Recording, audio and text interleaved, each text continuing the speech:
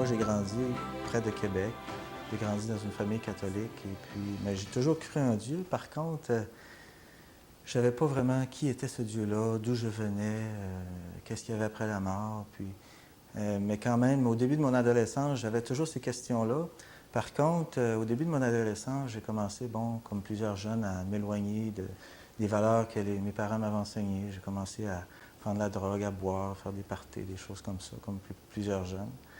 Mais j'avais toujours des questions, ces questions-là en dedans de moi. Puis à un moment donné, j'ai commencé à lire la Bible. On m'avait fait acheter une Bible en secondaire 2. Je commençais à la lire, mais en même temps, je lisais beaucoup d'autres livres sur les religions orientales, sur l'islam, beaucoup de livres sur la philosophie. Et puis, je cherchais une raison à l'existence, et puis je cherchais dans toutes ces religions-là. Mais je revenais toujours à la Bible. J'aimais beaucoup de choses dans la Bible, mais il y avait quand même des choses dans la Bible que je trouvais que j'aimais pas, comme lorsque la Bible parlait du péché, de l'enfer, de Satan. Ces choses-là, j'avais de la difficulté avec ça. Je me disais, si Dieu est amour, mais comment est-ce qu'il va envoyer quelqu'un en enfer? J'étais attiré par des idées un peu comme la réincarnation, ces choses-là. Mais je revenais toujours à la Bible quand même. Puis à un moment donné, c'était l'été 78, je suis allé travailler pendant l'été dans une scierie dans le parc de Chibougamau. Je me suis dit, tiens, je vais apporter ma Bible avec moi, je vais avoir le temps de la lire, je vais passer l'été dans le bois. Alors, j'ai commencé à lire, j'ai lu les évangiles, j'ai vu les actes des apôtres. Puis il y a des choses dans ma lecture qui m'ont resté.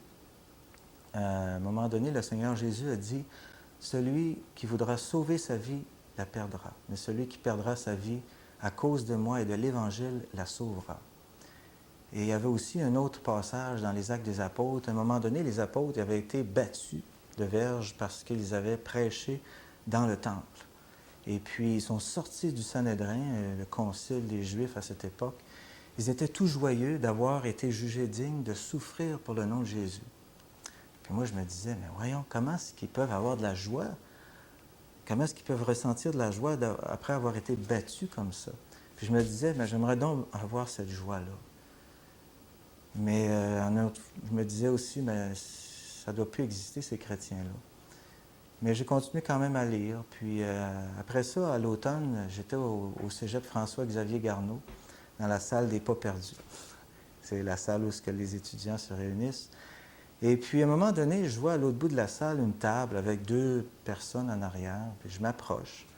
Et ils avaient des Bibles, des pamphlets chrétiens, puis qui parlaient de l'Évangile. Puis il y en a un qui me pose la question, il me dit, François, si tu mourais ce soir, serais-tu sûr d'aller au ciel? Moi, j'ai dit, j'espère, mais j'étais pas sûr. Puis on m'a montré par des versets, par exemple, il y a un verset dans Jean 3,16 qui dit car Dieu a tant aimé le monde qu'il a donné son Fils unique afin que quiconque croit en lui ne périsse point, mais qu'il ait la vie éternelle. On m'a montré que le salut, c'était un don gratuit qu'on peut recevoir par la foi. Puis que c'était pour moi aussi, parce que c'est écrit quiconque. Alors, j'écoutais, puis pendant 6 mois comme ça, j'allais les voir de temps en temps à la table de livres au cégep. Mais j'avais beaucoup de difficultés encore avec certaines choses dans la Bible. À un moment donné, en avril 1979, j'arrive à la table, j'étais là, puis il y a un étudiant à un moment donné qui arrive à la table, puis il commence à se moquer. Il dit « Oh, en enfer, on va avoir du fun, ça va être le gros party. » Puis là, un des chrétiens qui est là lui montre, pendant 45 minutes environ, des versets. Il lui fait lire les versets, comme ça, à toutes ses questions. Puis là, au bout de ce temps-là, l'étudiant, il s'en va, la tête basse, il ne disait plus un mot. C'est là que moi, personnellement, j'ai été convaincu que la Bible était la parole de Dieu, parce que je ne l'étais pas. Et c'est à ce moment-là aussi que j'ai été convaincu que j'étais non seulement un pécheur, mais un pécheur perdu qui s'en allait en enfer. Et j'ai compris que j'avais une décision à prendre, que le Seigneur voulait que je prenne une décision. Même, ça me disait dans mon cœur, François, ton petit jeu, ça a assez duré. Tu sais que c'est moi le sauveur. Je veux une décision de toi, maintenant ou jamais. C'est très solennel. Et j'ai dit au Seigneur dans mon cœur, j'ai crié à lui, j'ai dit, Seigneur, tu veux ma vie? J'ai dit, prends-la, fais ce que tu veux avec. parce que j'avais dans mes pensées encore ce verset qui dit « Celui qui veut sauver sa vie la perdra ». Alors je savais que pour devenir chrétien, il fallait donner toute notre vie au Seigneur. Et c'est à ce moment que j'ai reçu la paix dans mon cœur. J'ai su que vraiment mes péchés étaient pardonnés. Et je savais que j'étais un enfant de Dieu, que j'étais né nouveau.